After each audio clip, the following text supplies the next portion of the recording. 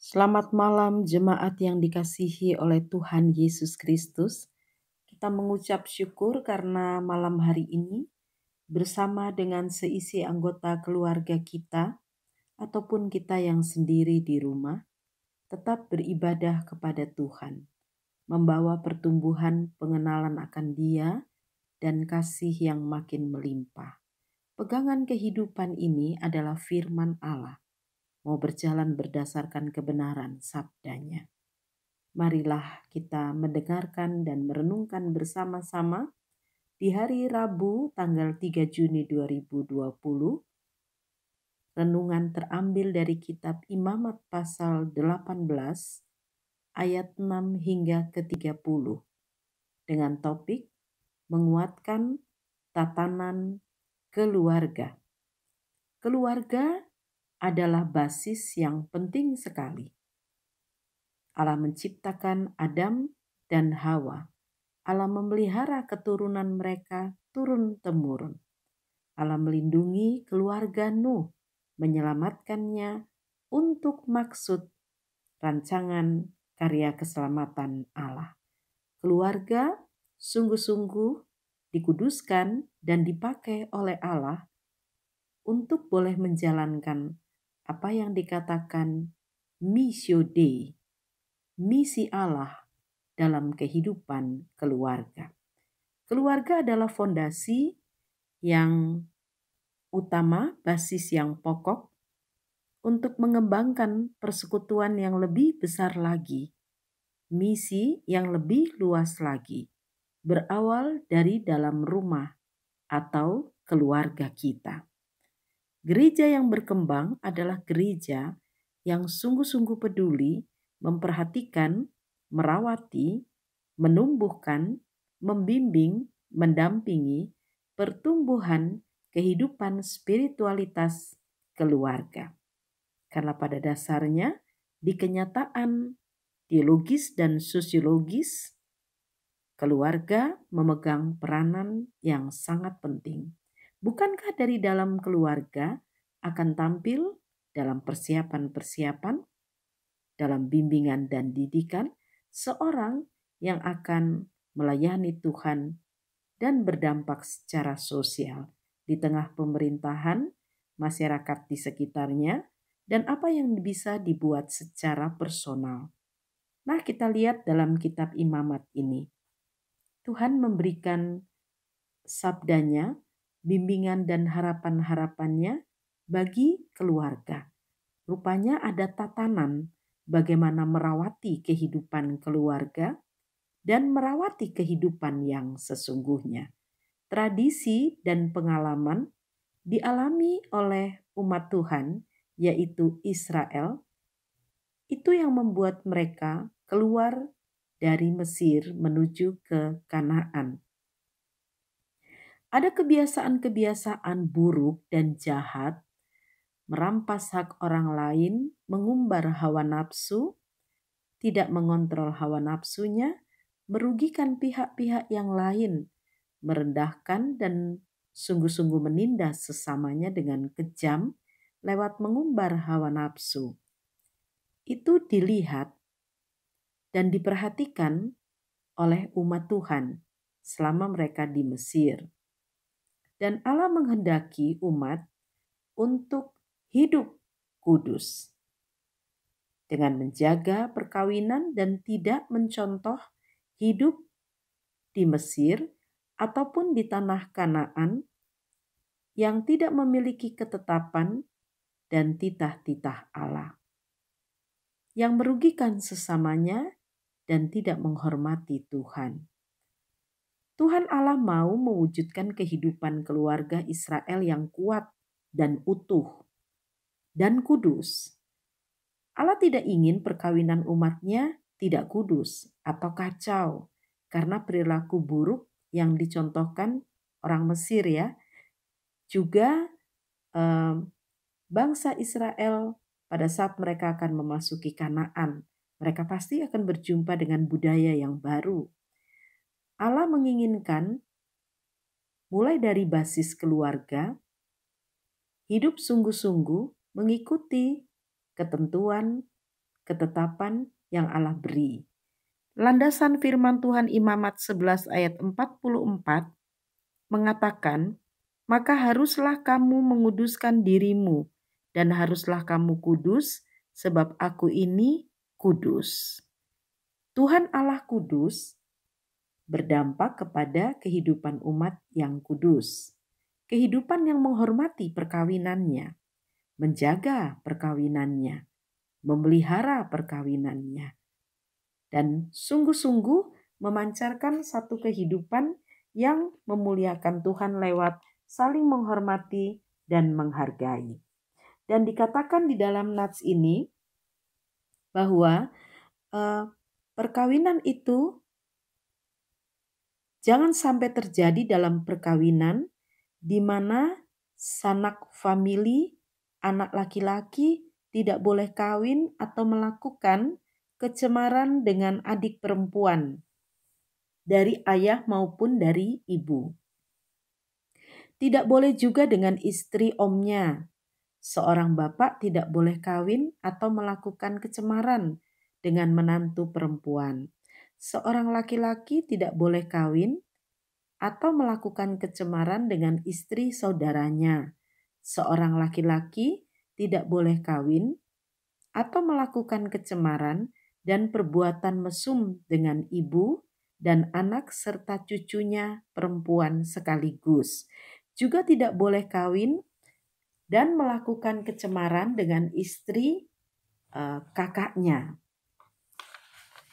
Diminta juga selain menjaga anggota rumah tangganya, merawati anggota rumah tangga, dan jangan sampai terjadi hal-hal yang merugikan dan mengecewakan seisi anggota keluarga.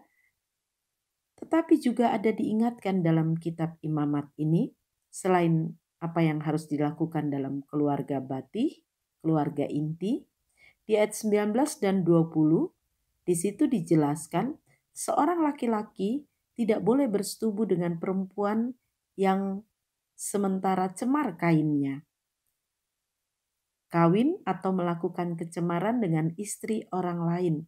Jadi menjaga dirinya sendiri, kekudusan diri sendiri. Ya memang mulai dari diriku sendiri, terus keluargaku aku harus merawati dan menjaga, melindunginya. Karena dampak-dampak dari perbuatan amoral atau asusila itu berdampak sangat panjang di perjalanan kehidupan orang, menghancurkan dan merendahkan martabat orang-orang yang dikasihi. Sehingga panggilan untuk melindungi, merawati keluarga adalah panggilan mulia. Itu panggilan kasih. Di ayat 21 berisi peraturan yang menunjukkan tentang larangan mempersembahkan anak-anak sebagai korban kepada dewa. Jadi anak-anak dipersembahkan untuk dewa dan dewa asing hanya untuk memuaskan hawa nafsu. Itu ada di ayat 21. Jadi anak dikorbankan untuk itu. Juga ada aturan tentang mengendalikan hawa nafsu. Laki-laki tidak boleh bersetubuh dengan laki-laki. Juga perempuan dengan perempuan. Laki-laki dan perempuan tidak boleh berkelamin dengan binatang apapun. Nah, menajiskan diri, keluarga, dan bangsa dengan berbuat kecemaran, ini mau dijauhkan Tuhan dari kehidupan bangsanya. Karena Tuhan juga tahu dampak dan pengaruh-pengaruh bangsa-bangsa yang najis, bangsa-bangsa lain. Oleh karena itu sebagai umat dan bangsa yang kudus milik Allah, kepunyaan Allah, harus memiliki kudus dalam arti perilaku yang khusus. Nah, tuntunan-tuntunannya tadi, merawati keluarga, merawati diri sendiri, menjaga, mengendalikan, lalu kemudian mengatur hidup yang tertib, jadi tidak sembarangan, tidak kacau. Kemudian siapapun yang melanggar aturan, dia harus disingkirkan dan dilenyapkan. Itu dikatakan dalam nas Tuhan ini, dan Tuhan ingin sebenarnya umat Israel secara pribadi, keluarga, suku, bangsa, dia tetap hidup kudus. Ya, tidak menajiskan dirinya dan kudus bagi Tuhan. Hidup kudus ini adalah hidup yang sungguh-sungguh memelihara kehidupan. Memelihara kehidupan sesama juga. Itu panggilan dan tanggung jawab kita. Tidak melakukannya sama dengan menodai kekudusan Tuhan. Nah, Allah memilih umat secara khusus atau kudus sebenarnya mau menunjukkan tentang Allah menghendaki ada perilaku dari citra Allah, gitu. Imago Dei. Kalau dia mengatakan aku adalah Allah yang kudus dan aku menghendaki umatku kudus, peraturan itu dimulai dari diri, keluarga kita, dan bahkan sesama kita. Kita harus menjaga itu. Dan orang-orang yang menjaganya akan disertai, diberkati, dan berkenan di hadapan Allah. Tuntunan ini penting supaya kita kembali kepada norma ilahi di tataran kehidupan keluarga dan pribadi kita. Setiap orang yang dipilih oleh Allah mesti kudus. Dan supaya kudus, kita harus mendengar dan melakukan firman dan ketetapan Allah dengan sungguh-sungguh. Semua yang dilarang oleh Allah harus dijauhkan karena akan membuat tubuh dan hidup kita tercemar dan najis. Jagalah kekudusan itu dan Allah akan menolong kita untuk tidak jatuh dalam perbuatan-perbuatan percabulan, kenajisan atau kecemaran. Karena itu merugikan kita, itu merugikan orang lain dan bahkan akan sangat menodai kekudusan Tuhan. Kita dipanggil semua untuk jaga ini baik-baik. Lindungi istri, suami, anak-anak kita, saudara-saudara kita. Siapa yang mau jaga? Ya harus kita. Kita mengasihi, kita rawat, kita tolong, kita hargai, kita hormati. Sungguh-sungguh apa yang menjadi hak orang lain. Nah, pertanyaannya adalah apa maksud Tuhan dengan menguduskan umat? Menurut kita, apa artinya hidup kudus? Dan mengapa Tuhan mau menguduskan kita? Bagaimana menurut kita mewujudkan kekudusan dalam hidup keluarga? Bolehkah Bapak menceritakan atau Ibu dalam rumah, Oma, Opa, bagaimana pengalaman-pengalaman menjaga kekudusan hidup dalam keluarga? Tentang apa yang dikatakan dalam kitab Imamat ini. Sejauh mana kita menjaga kekudusan hidup saudara-saudara perempuan kita, ibu, istri kita, tante kita, kerabat kita terdekat. Bagaimana kita melakukan akan hal itu dalam kehidupan beriman kita.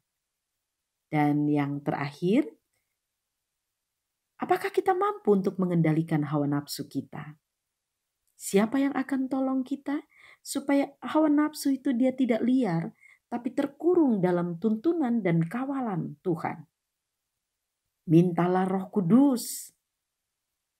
Roh itu akan menguduskan dan memampukan kita untuk memilih yang tepat. Memilih yang tepat itu adalah merawat kehidupan. Memilih yang tepat itu adalah tidak mengambil hak orang lain, menghargai dan menghormati, menjaganya baik-baik. Mintalah Roh Kudus dalam kehidupan pribadi, apakah kita melakukannya? Sejauh mana kita terus bermohon Roh Kudus tuntun kita, keluarga kita, persekutuan maupun gereja kita, bangsa kita? Kalau kita mengerjakannya, Tuhan akan memberkati kehidupan kita dan keturunan turun-temurun. Allah memang dengan rohnya memperbaiki kehidupan umat Israel. Hidup kita pun diperbaiki oleh Tuhan. Terpujilah Kristus. Amin.